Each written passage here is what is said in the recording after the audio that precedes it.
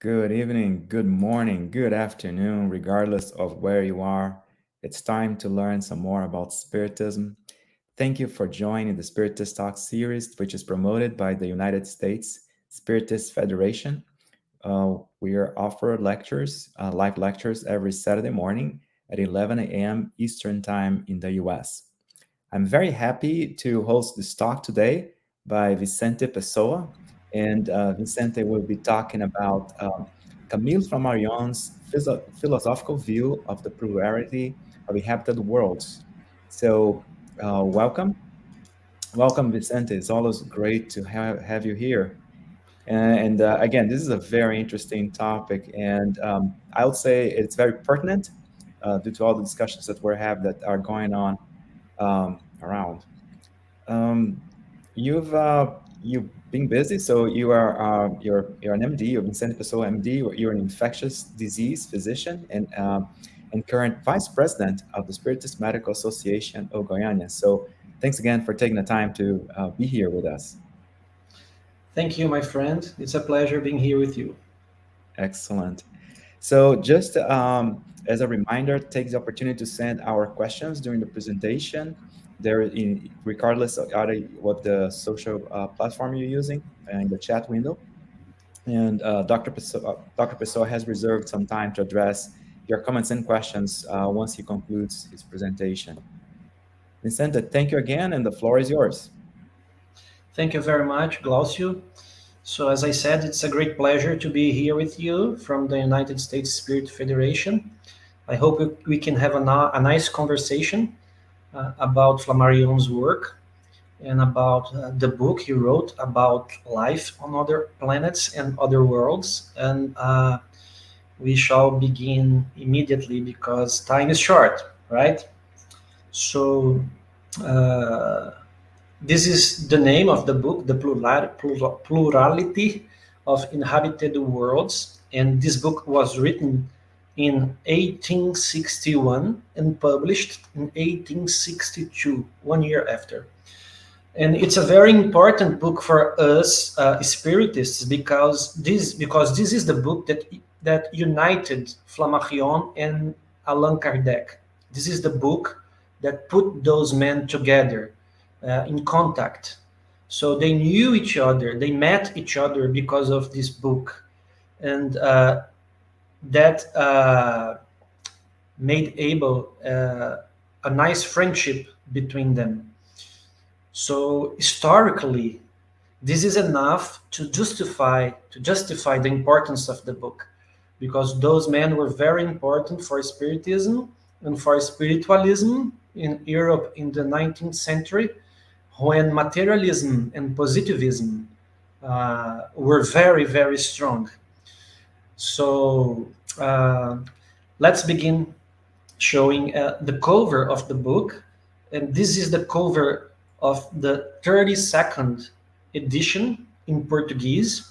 And this is very important to know that this is the 32nd edition because I will explain it later in my talk, that the book was modified in a certain point from the second edition on. It's a different book from the first edition. So I just learned from our friends from the United States Spirit Federation that this book is translated to English. So you are going to be able to find it maybe in libraries or bookstores in the United States. The title is The Plurality of the Inhabited Worlds. So there is the English translation. So feel free, if you are interested in the subject, on the ideas of Flammarion, to purchase the book and read the book, and maybe we can talk about your conclusions and your thoughts about his ideas. So let's begin talking about what we prepared for today. So this is Mr. Nicolas Camille Flammarion when he was 20 years old. The year is 1862 because he was born in 1842. And this is how he looked like then, when the book was published. And on the left, we can see a picture of the Paris Observatory. Paris Astronomical Observatory. So we can see the domes where the telescopes were on the roof. And there is a very interesting story that we are going to share with you today on how Mr. Flammarion began to work there, how he started to work there. And this is going to be part of the first half of my talk, where I'm going to talk about the story of the book, how the book was published, the difficulties he faced, and some curiosities about the publishing of the book. So this is the main slide of my presentation, which is a summary of everything we are going to talk about right now.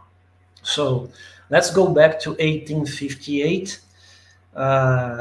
And by this time, Mr. Flammarion had 16 years of age, and the Spirits book by Allan Kardec had been published 1 year before, in 1857.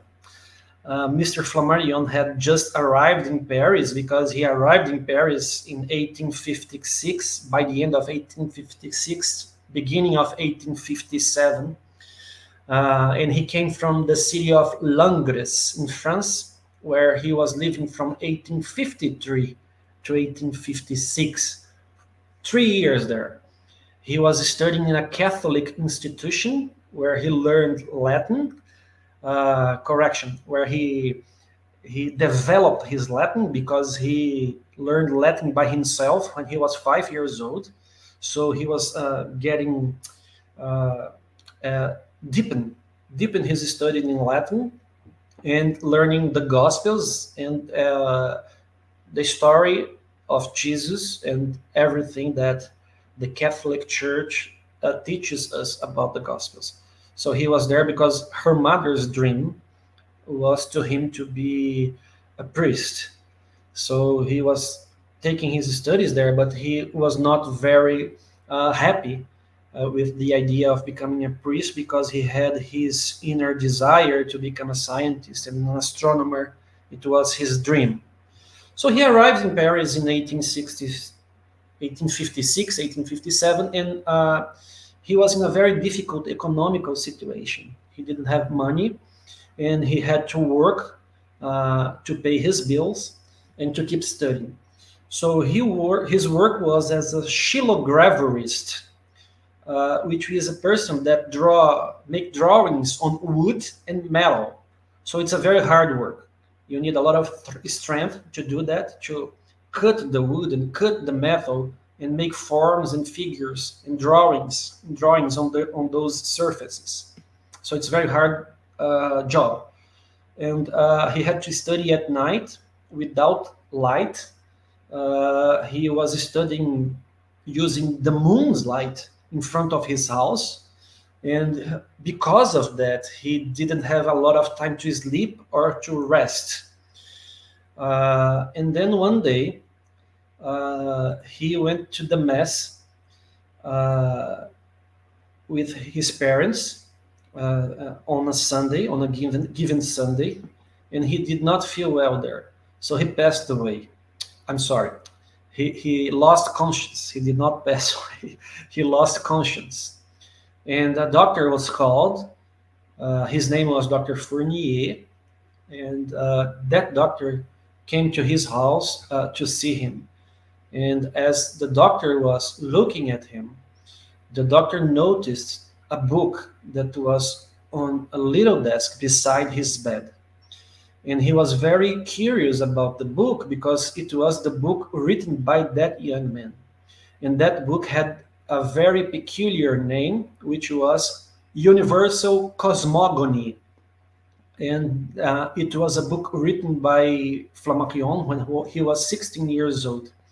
And he did not intend to publish that book, but it is a very beautiful book that tells us the story of life on Earth, life formation and life development and evolution on Earth. And it was based on his studies using fossils that he found during his childhood, and based also on books that he had read about that subject. So it is a very interesting book, and it is considered his first book. Many people think that the Plurality of Inhabited Worlds is his first book, but it's not. It's his Universal Cosmogony that later on changed name. You find the book nowadays with another name, which is uh, uh, Life on Earth Before the Advent of Man. Life on Earth Before the Advent of Man. And I have an edition of this book here from the 19th century, which is a treasure I have here with me. It's Flammarion's first book, uh, and this is the title in French, Earth Before the Creation of Man. So that's the title of the book, his first book. So why are we talking about that?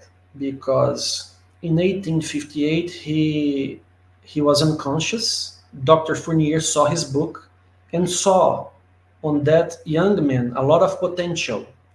And then he arranged an interview for Flammarion at the Paris Observatory with the famous astronomer Urbain Le Verrier, which was by that time the manager or the principal of the director of the Observatory of Paris.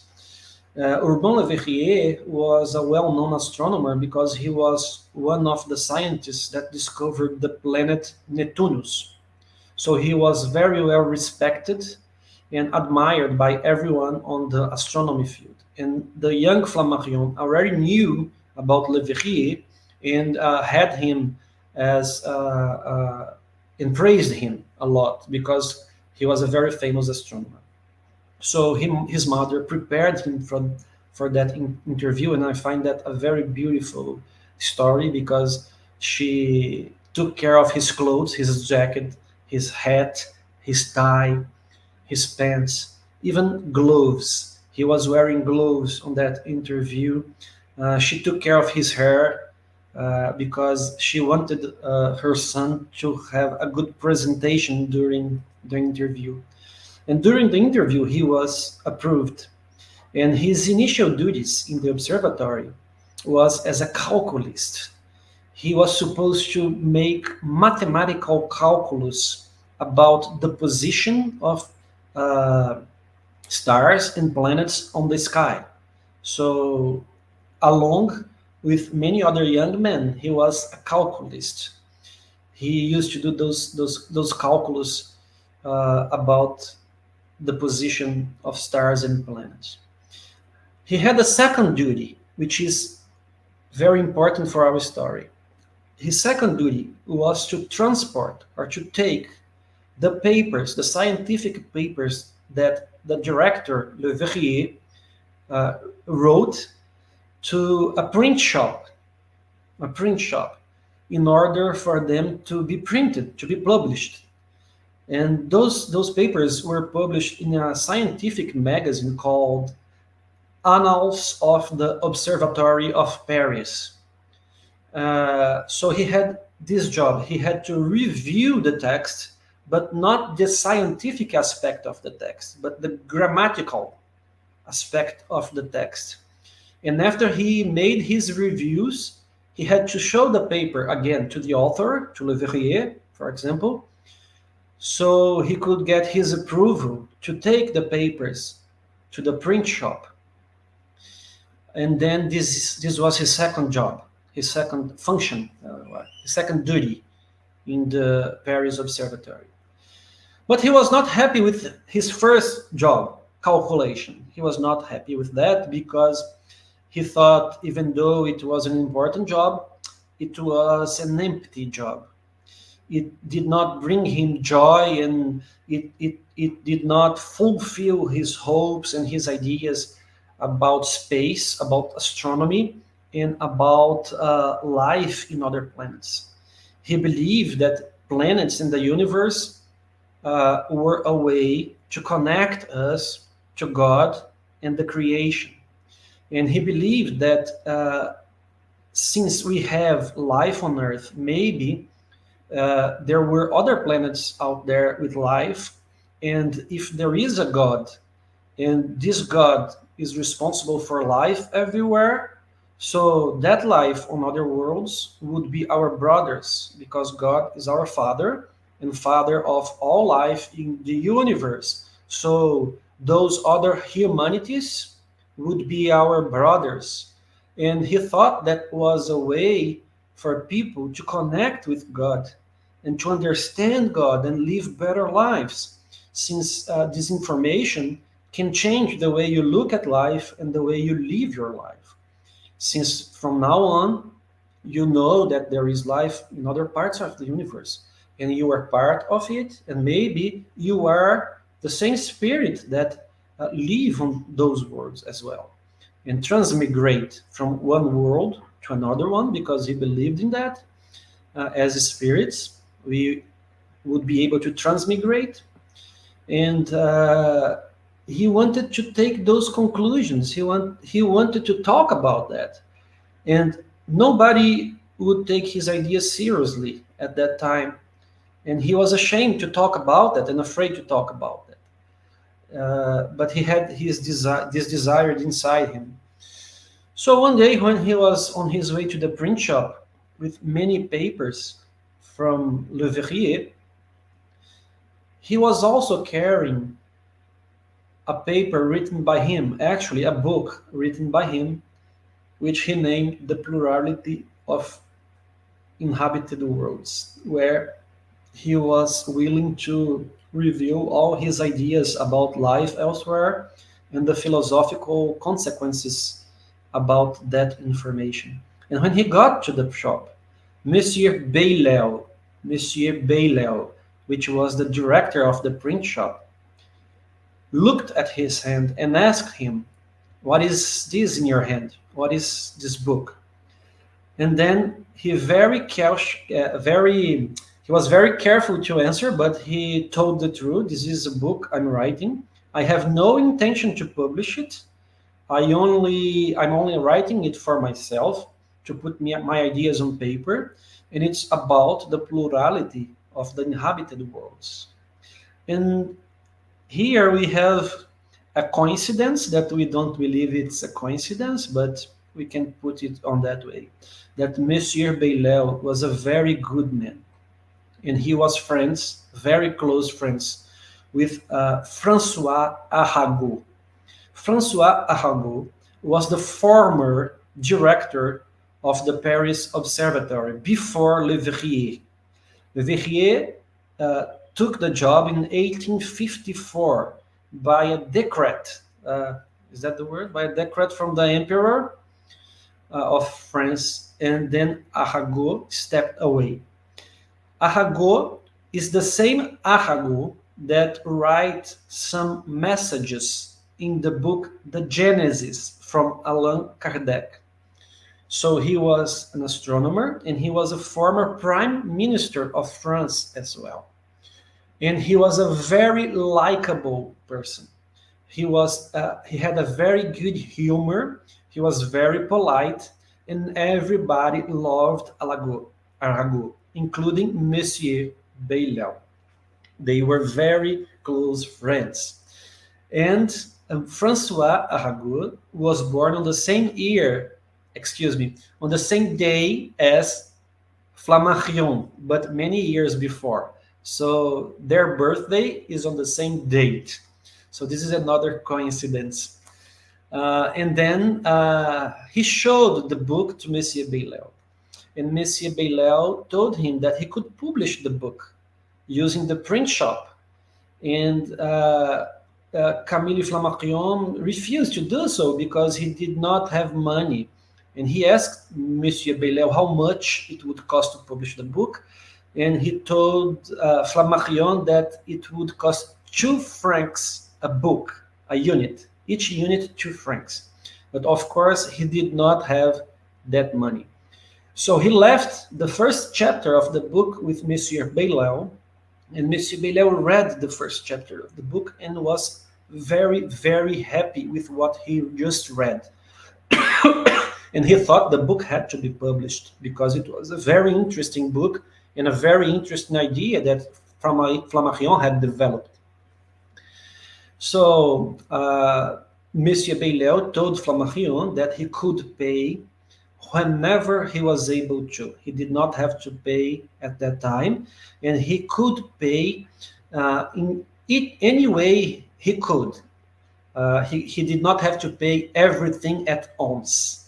So he promised he would think about it, and he went home. He talked to his parents about the idea, and he told his parents he would save money from his job at the observatory by avoiding to buy new books to read and to learn.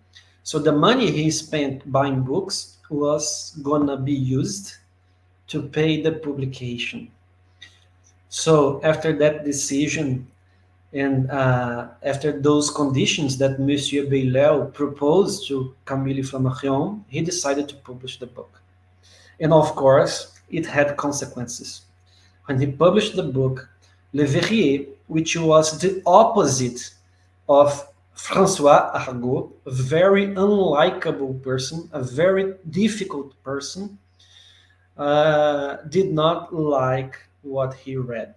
He asked Camille Flammarion to come to his office, and he talked to Camille that since he published those ideas, that meant that he did not really want to stay or to continue to work at the observatory, and for that reason, he was dismissed.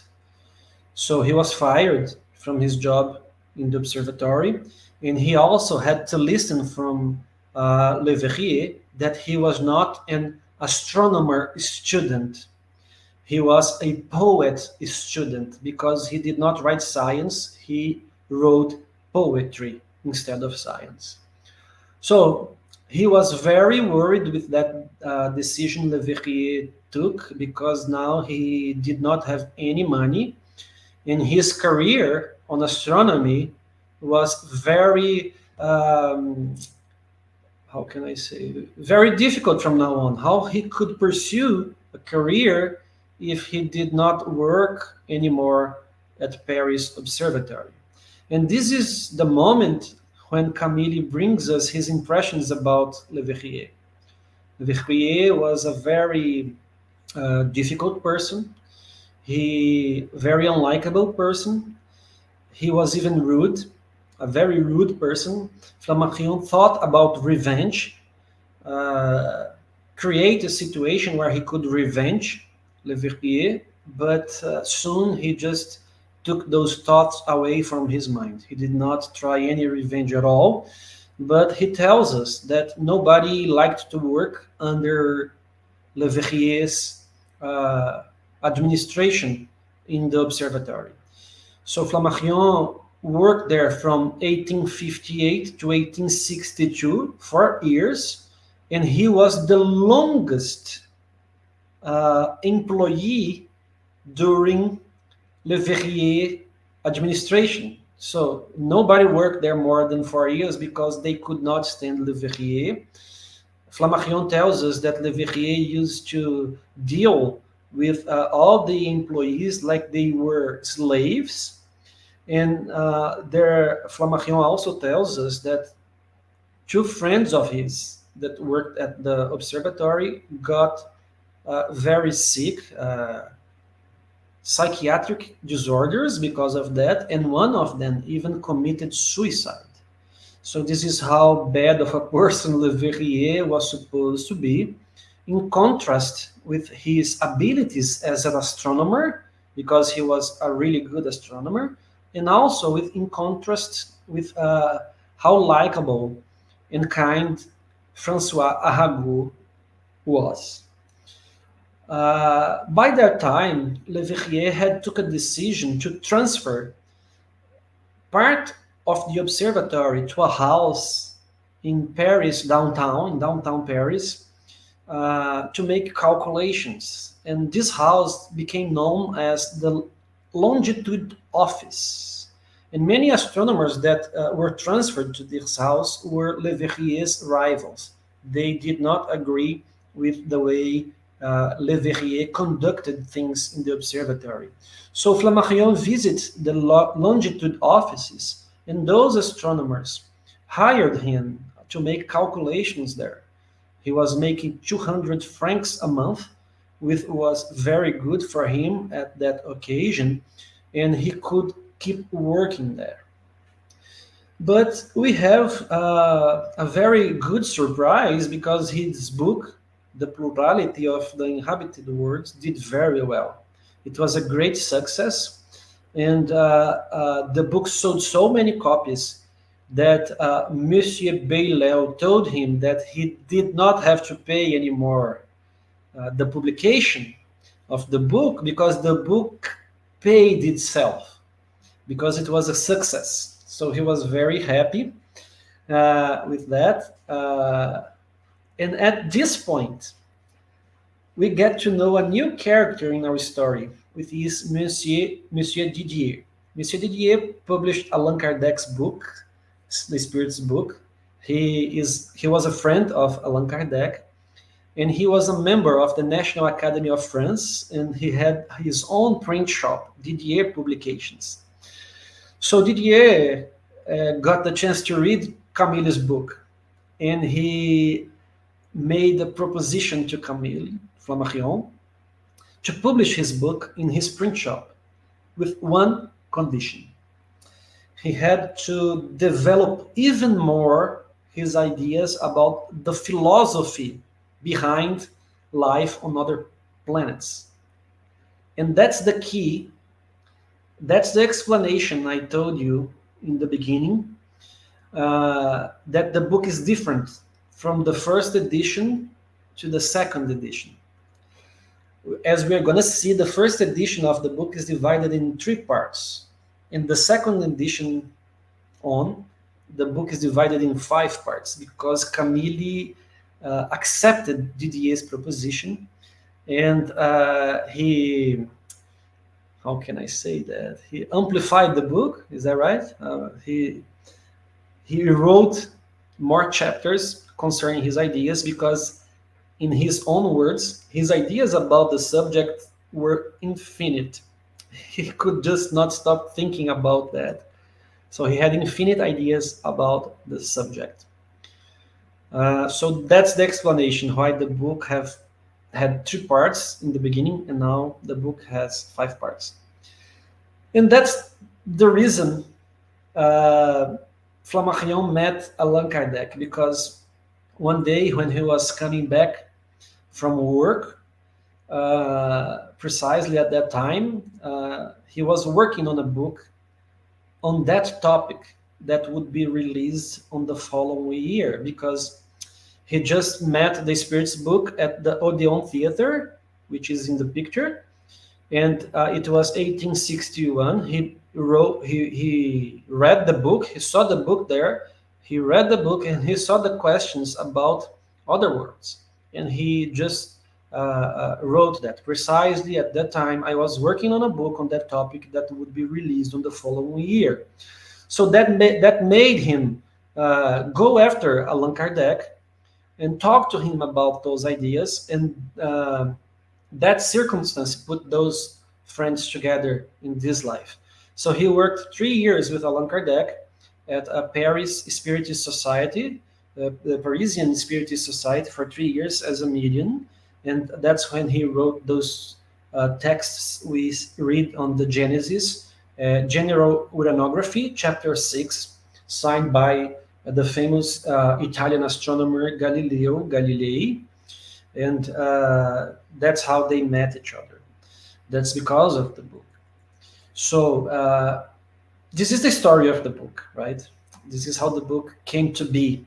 I find it very interesting, and it's very nice when we have the opportunity to learn about life of those pioneers in Spiritism.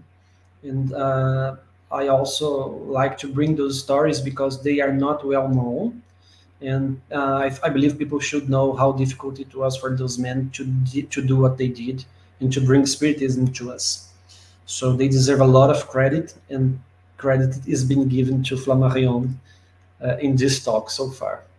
So we have a lot of good comments on the book. I'm going to bring a few comments from that time so you can understand how important the book was. Of course, there was bad criticism as well, especially from the Catholic Church that criticizes the book for obvious reasons, the same reasons that they criticize Galileo's work in the 17th century and condemned Galileo forever.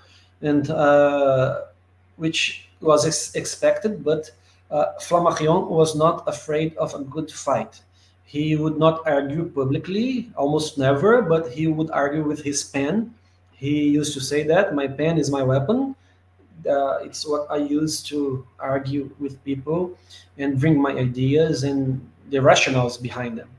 So we have a very good comment from Henri Martin, which was a French historian and very important journalist in France, and he published a paper on a magazine called O Século, the Século in French, or the Sécle in French, or the century in English.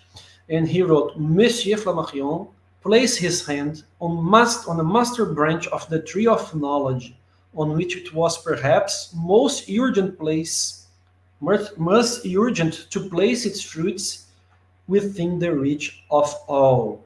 And this brings us the idea that Flammarion had the intentions to bring astronomical knowledge to the common people, to translate astronomical knowledge to the common people in a way they could understand the ideas, because he truly believed that astronomy was the way to think and to understand God. This is so strong that later on he wrote a book called Popular Astronomy to reach this goal. And this book was brought to Brazil by Euripides Barçanufo, a very famous spiritist and a very good man that lived in the city of Sacramento, the state of Minas Gerais, Brazil. And he put this book as an obligation for the students to read in the school he just had founded, Allan Kardec School. So the students there had to read this book from Camille Flammarion, Popular Astronomy. So this is Henri Martin comment. The next comment I bring you is from Allan Kardec himself, published in 1863, 1 year after the publication of the book, in the Revue Spirite, Revista Espírita, or which has been published again recently by the International Spiritist Council, which is very nice. Right? So Allan Kardec write a very big review about the book, and he says, seeing the sum of ideas contained in this small work, we are surprised that a young person at the age when others are still at school had time to appropriate them, and with even greater reason deepen them. It is for us an evident proof that his spirit is not in the beginning, or despite his belief, he is assisted by other spirits. So Allan Kardec makes this comment, and he says that it's not a spirit book, but it contains spiritist ideas. And every spiritist should have that book in his bookshelf, in their bookshelf. So the Spiritist Review in English is the name of the magazine. So Allan Kardec make these comments. Okay, so the United States Spirit Federation is publishing the Spiritist Review, and this week the 1864 edition was just published. Another person that made very nice comments on this was the French writer and poet Victor Hugo, which was also born at the same day as Flammarion, the same day as Flammarion.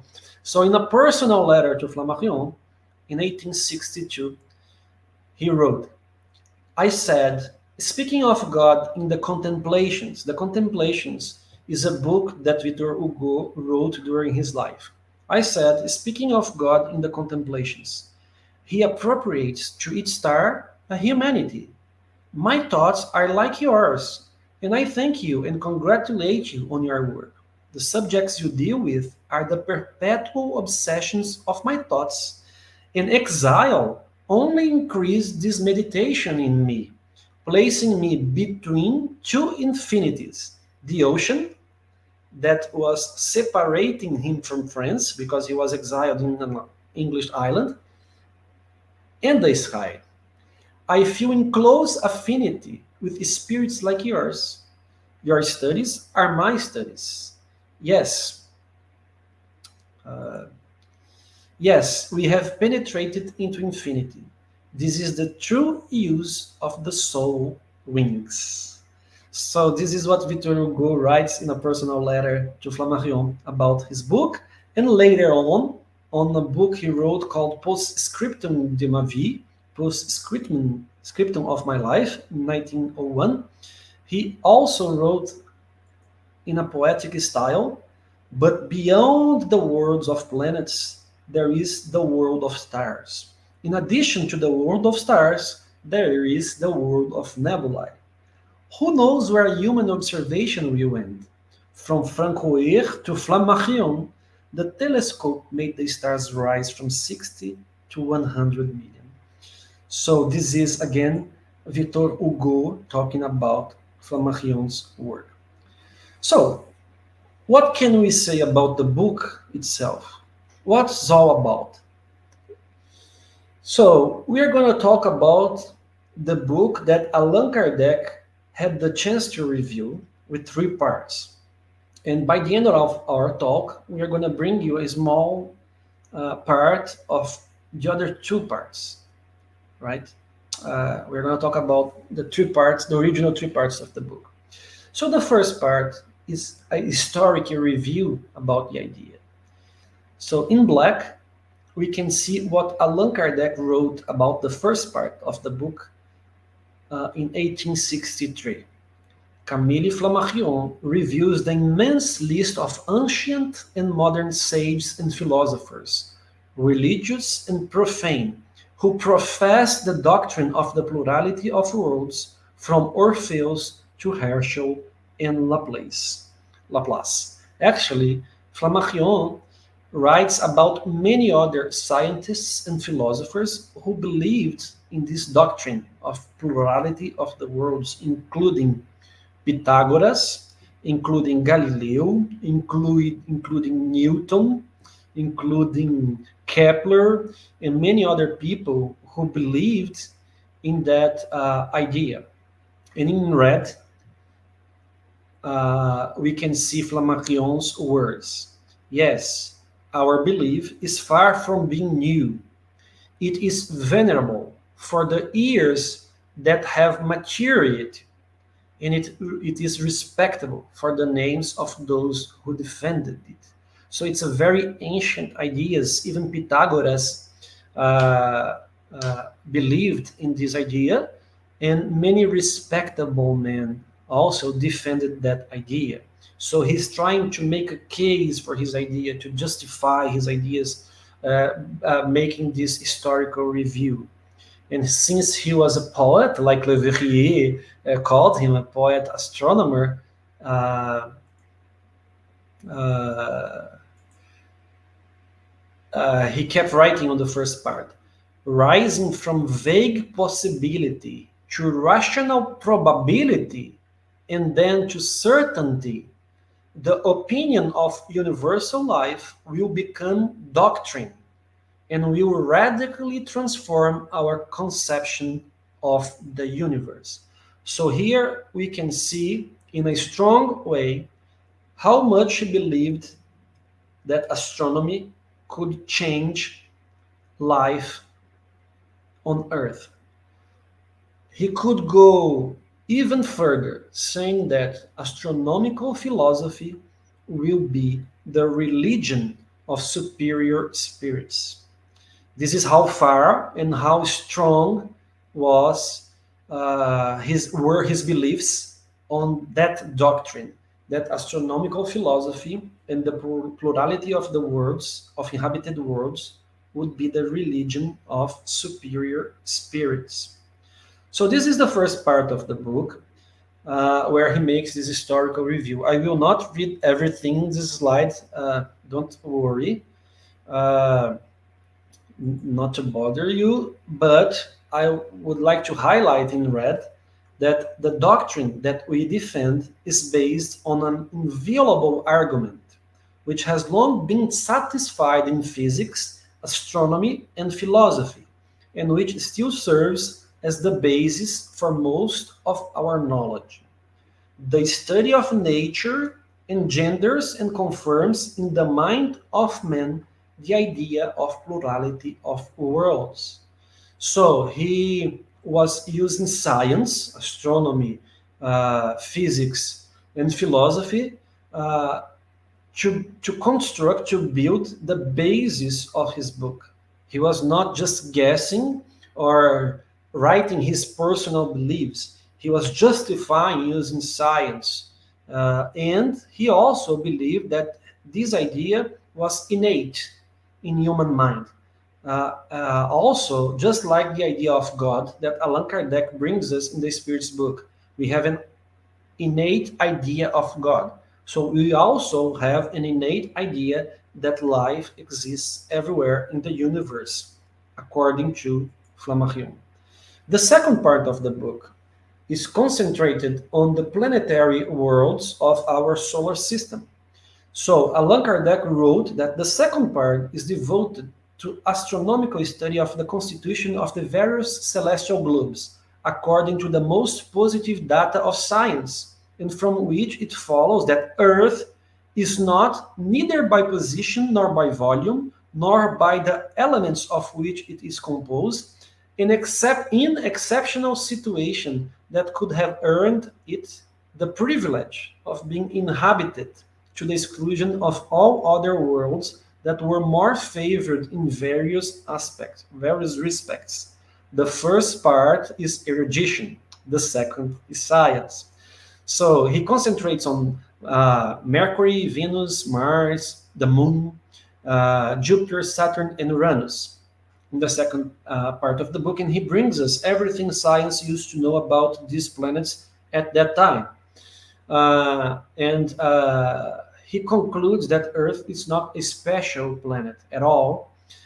It's one more planet in the universe. So this is what the second part of the book is about. The third part is about physiology of things, of beings. Actually, he's going to talk about life on Earth.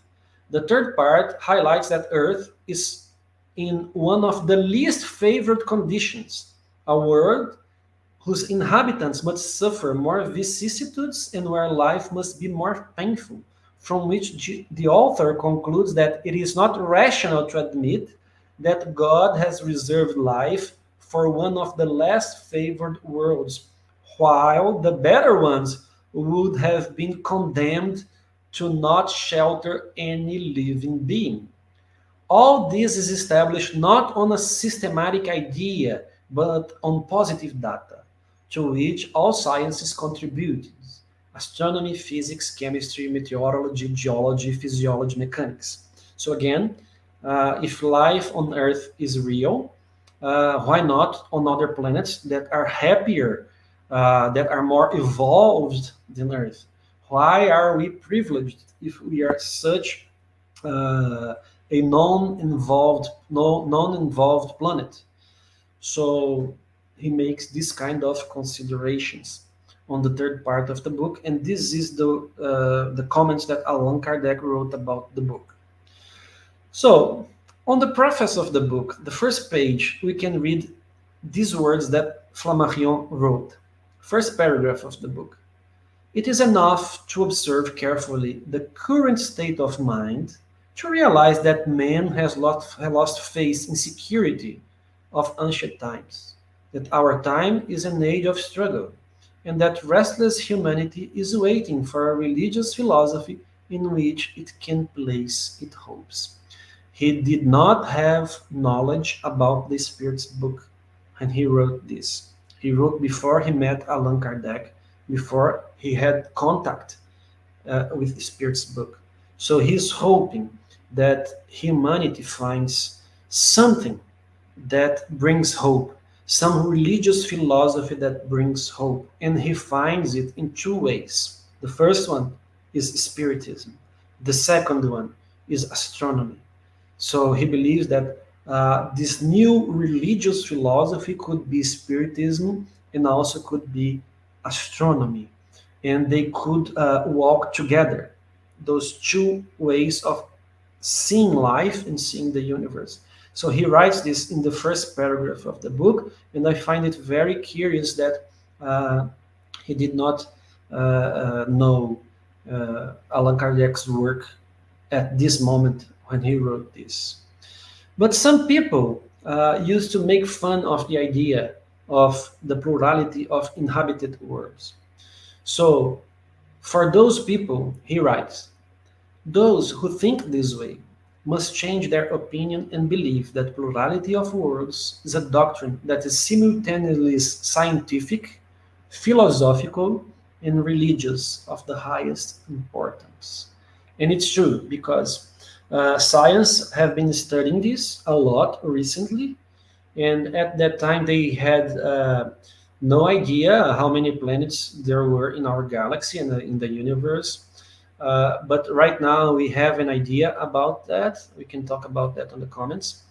Philosophical questions, which was his dream since he was a calculus in the Paris Observatory. We can draw philosophical conclusions about life elsewhere, about eternal life, about transmigration, about God, about the beginning of the universe, about the purpose of life. We can discuss and argue many topics like that in the philosophical aspects and also the religious importance of the subject because it brings us closer to a creator. The study of the universe and the many globes in the universe brings us closer to the idea of a creator, even though many people think it's the opposite. But we strongly believe the beauty behind the universal laws reveal a great intelligence behind them, and it approaches us to that intelligence. So, right now, I only have 3 or 4 more slides, which I will just read because this part, uh, they are just part of those 2 extra parts of the book that he wrote later. And this brings truly the philosophy behind his ideas and how a poet he is. He was really a poet, right? So Leverrier was right. He was a poet astronomer, but he was also a scientist astronomer. So he's going to talk about the intimate intuition regarding the existence of other inhabitant worlds. I'm going to read those 3 slides and we are done. We're going to talk about a little bit about recent research on the subject and we are done. We feel within ourselves the need to populate these globes, apparently forgotten by life. And on those eternally deserted and silent shores, we look for looks that respond to ours. I find this sentence so beautiful because we are looking, and we are looking for looks that are looking for us. So I find this so beautiful and so deep and so profound, and it touches our emotions, right?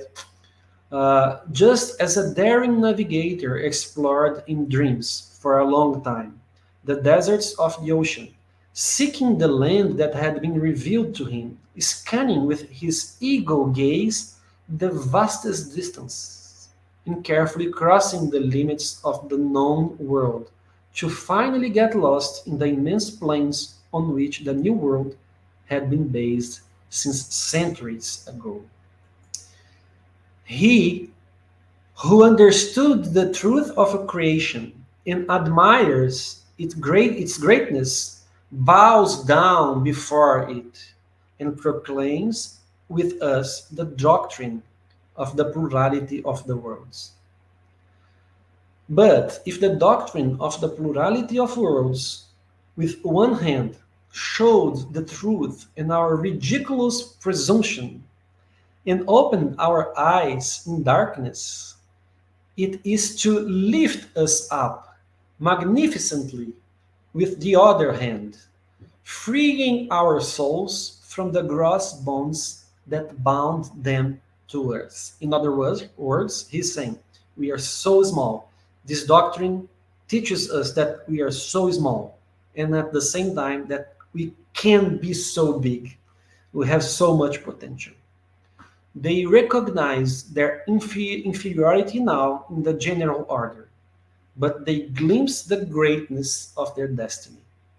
Let us be humble in order to understand the teachings of nature, but let us be sincere when we have understood it.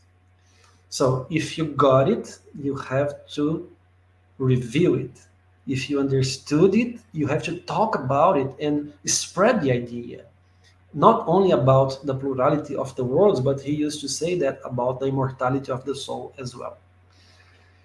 And when, in the sublime nights surrounding us with magnificences, their diamond constellations shine in the east, and in the boundless sky they show their mysterious brilliance.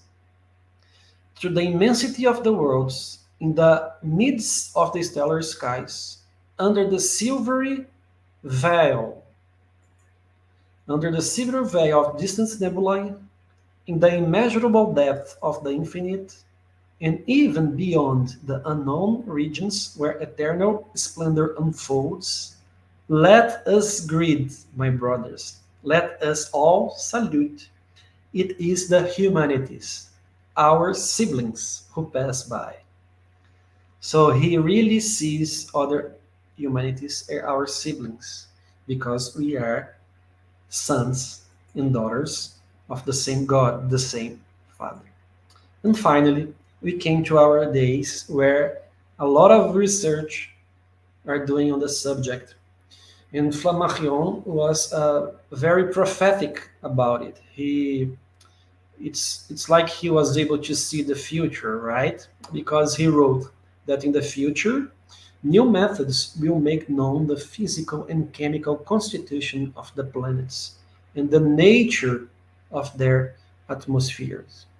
At that time, that was impossible because they didn't even knew that there were many other planets in the universe. And now, with the advances we saw in astronomy, especially with three very important telescopes, the Hubble Space Telescope, the Kepler Space Telescope, which is shown in the picture, and now more recently, the James Webb Space Telescope, we were able to find already confirmed more than 6,000 planets outside Earth. And the James Webb Telescope is able to see through their atmosphere.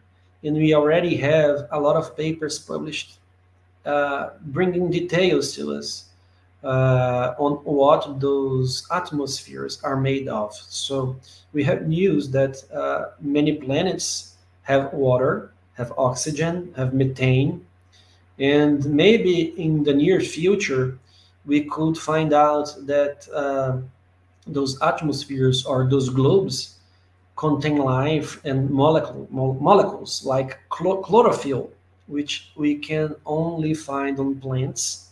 And as we all know, plants are alive. And maybe we can find life very soon because of those studies. And Flammarion had predicted it more than 100 years ago. So I will stop right now, right here, and we can talk much more about the subject. And I'm happily willing to answer your questions and comments anytime. Excellent. Thank you, Vicente. Thank you for all the reflections. Actually, it was a very the historical part was very interesting. I didn't realize that Camille Flammarion had had to go jump through so many hoops, to be as well known.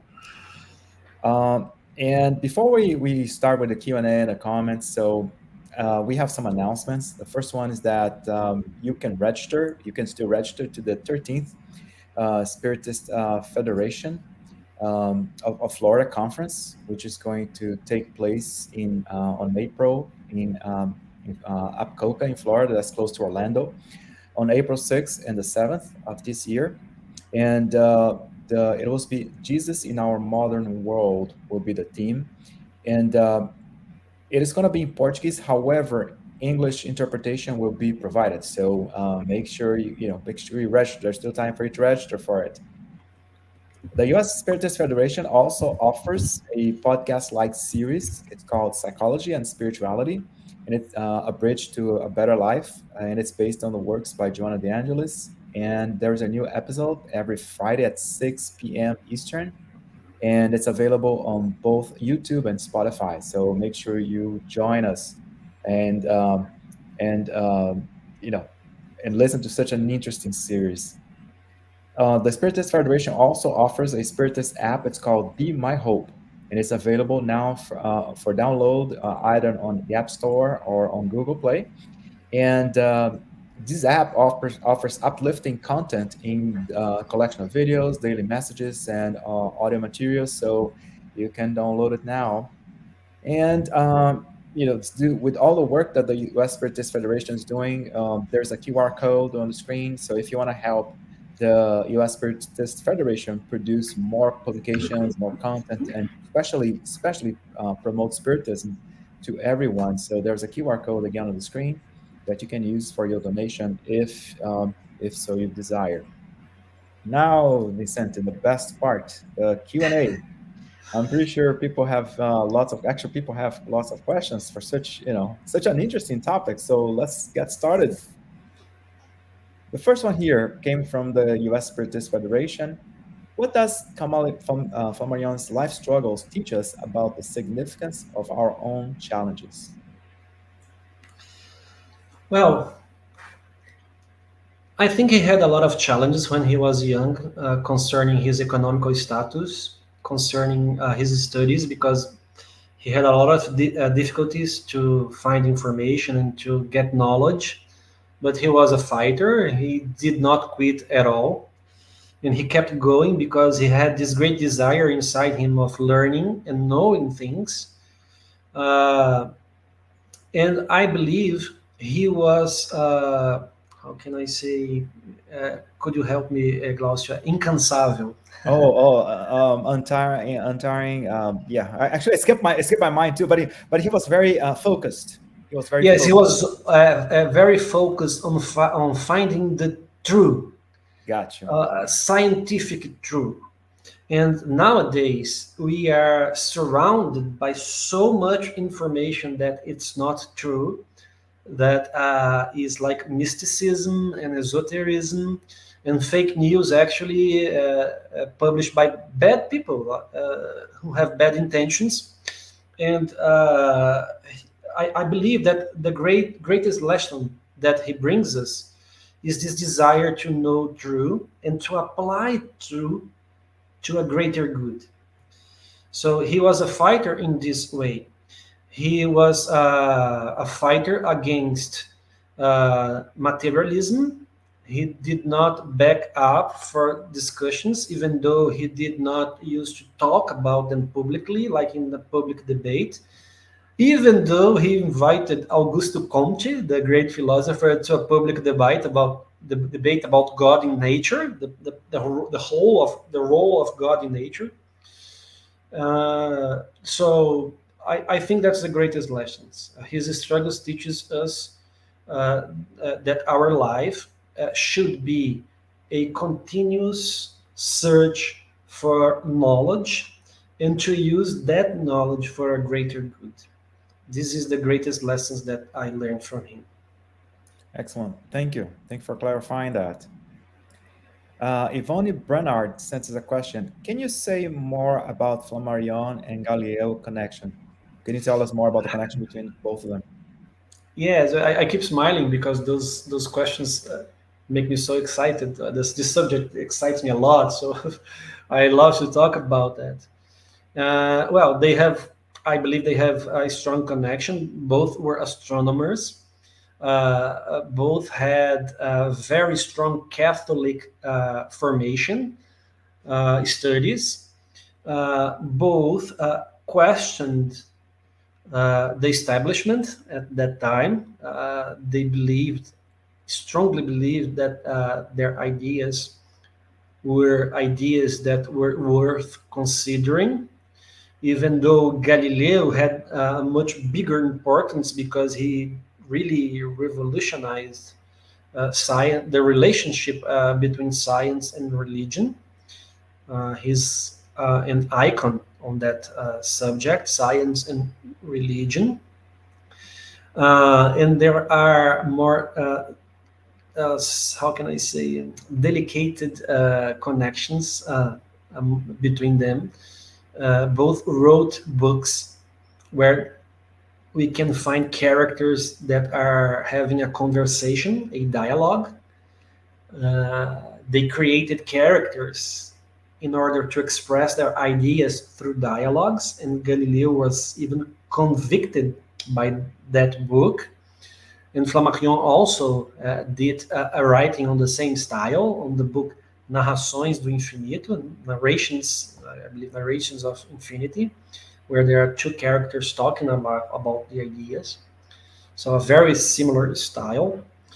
Of course, they were both astronomers. And when Galileo went to work with Allan Kardec and the Parisian Spiritist Society, he wrote many books, many texts, many papers, messages signed by Galileo.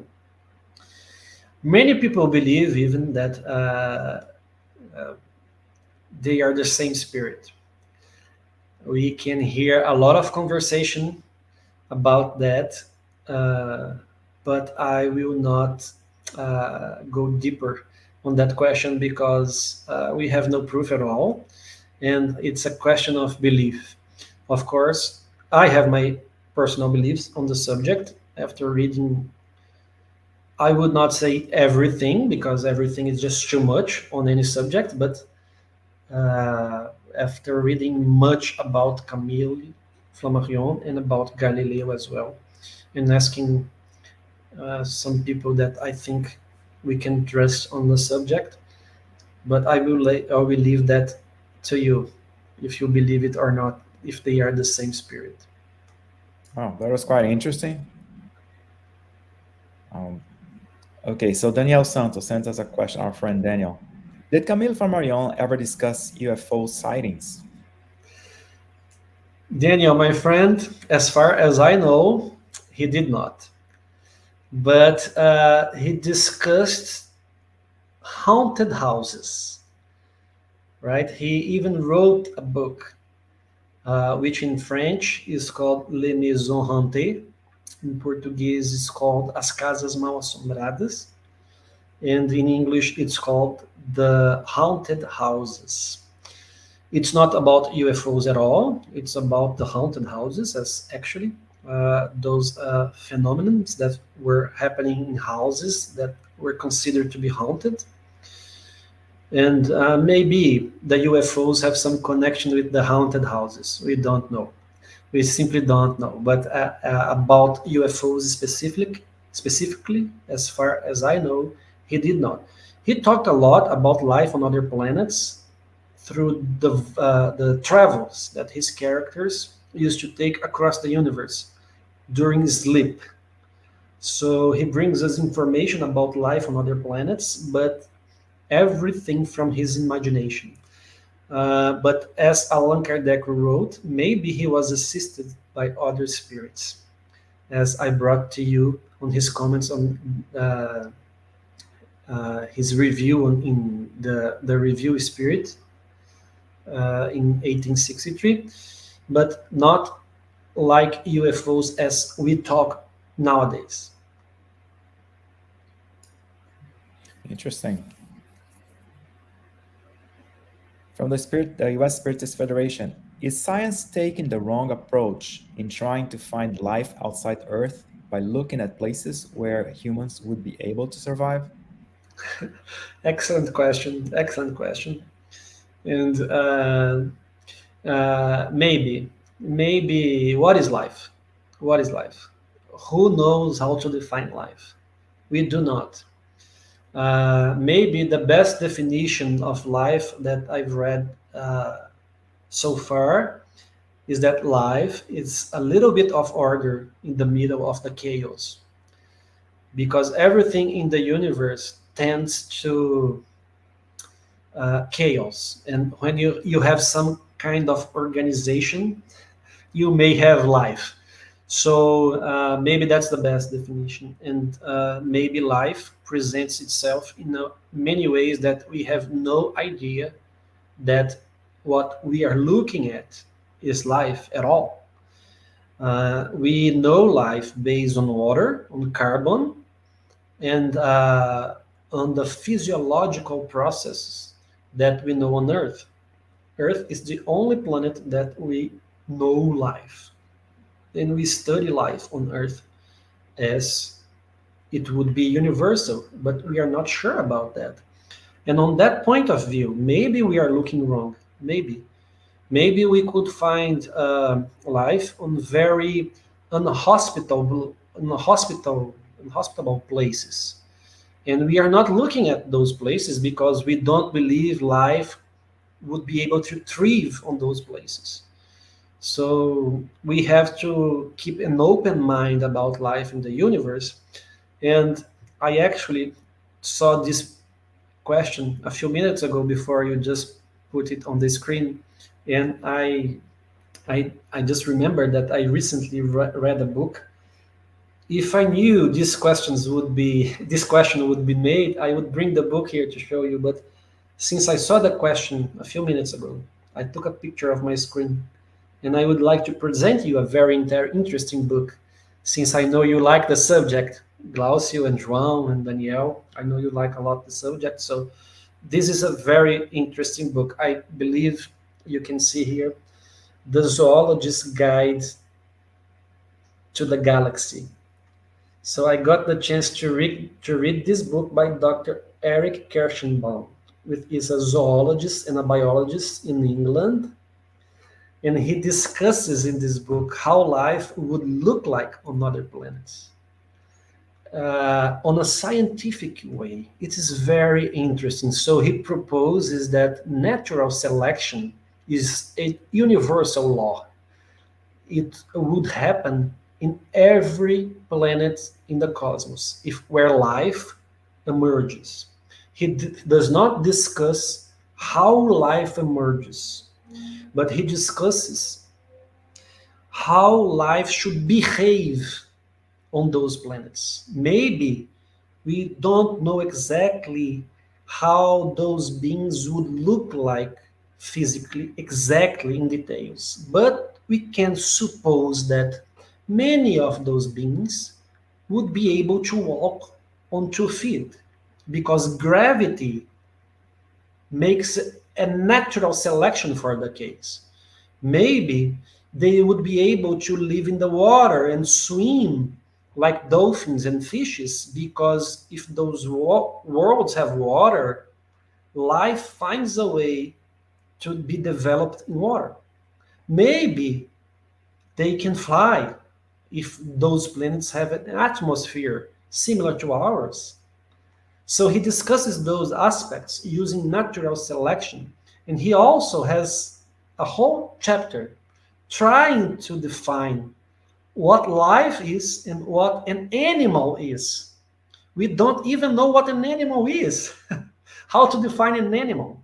So if we find an alien animal, would we be able to say that it is an animal or not? We don't know. We just don't know.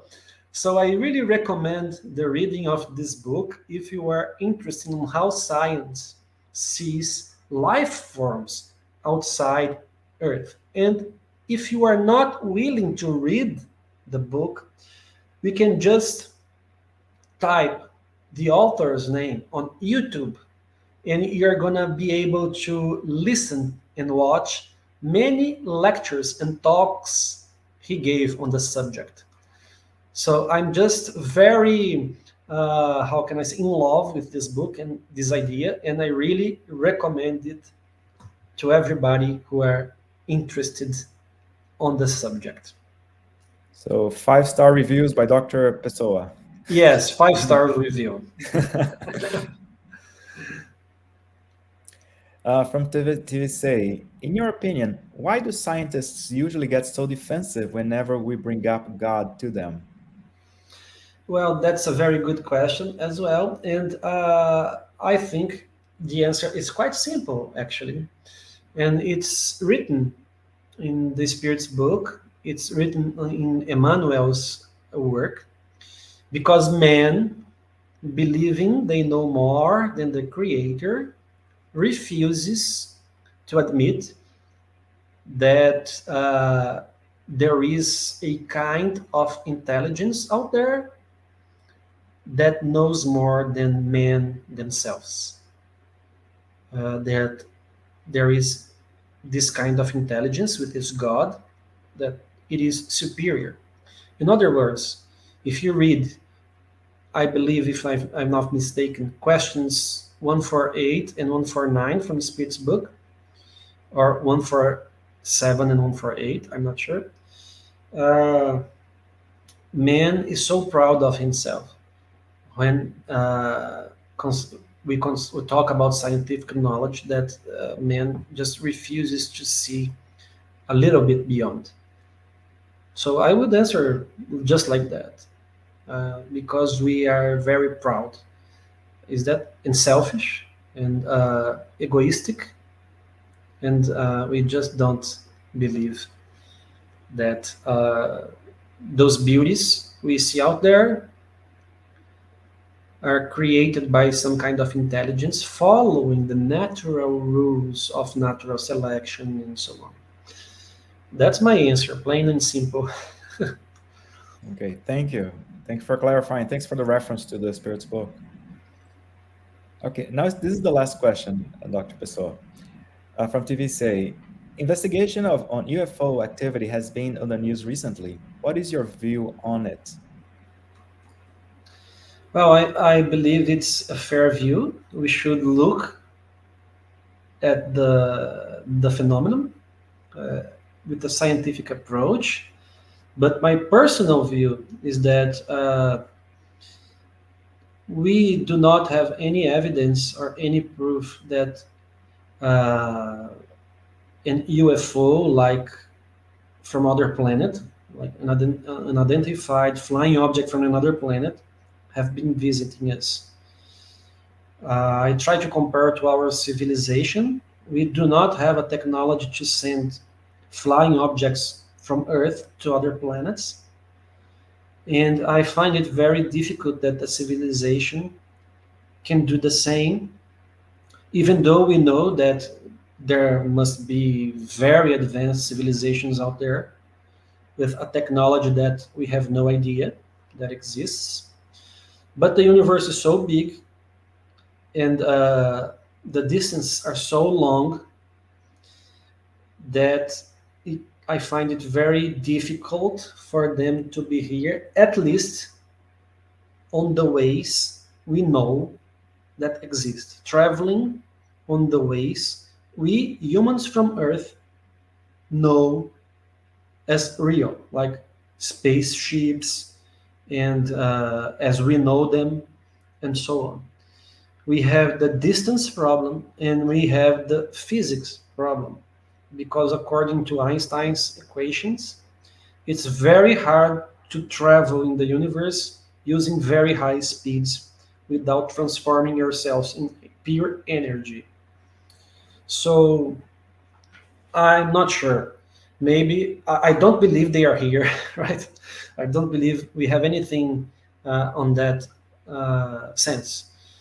So we have to look at the problem maybe with a scientific approach, and as Flammarion taught us, searching for the truth, and not bringing conspiracy theories or and so on. That's my view, my plain view. Excellent. Thank you for clarifying, and thank you for such enlightening presentation and discussions. And thank everyone who watched today's live talk. And for those who have been following our weekly Spiritist Talk series, so stay tuned for next Saturday. We're going to have another interesting topic, and it's going to be Emmanuel, the story of the spirit that found Jesus by Alba Morales. So stay tuned. Dr. Pessoa, thank you again. And would you be so kind to say our final prayer? Sure. So, we are very thankful to God and to Jesus for the opportunity we have to study, to learn, to read everything that there is in the universe. And we ask Jesus to help us keep studying and keep learning not only the scientific aspects of life, but the kindness that life brings us, the gratitude, the friendships, and the brotherhood that we are supposed to create in our hearts. May God bless our planet Earth. May God bless and touch the heart of our administrators, presidents, governors, and that peace can be found in the whole planet. So be it. Thank you.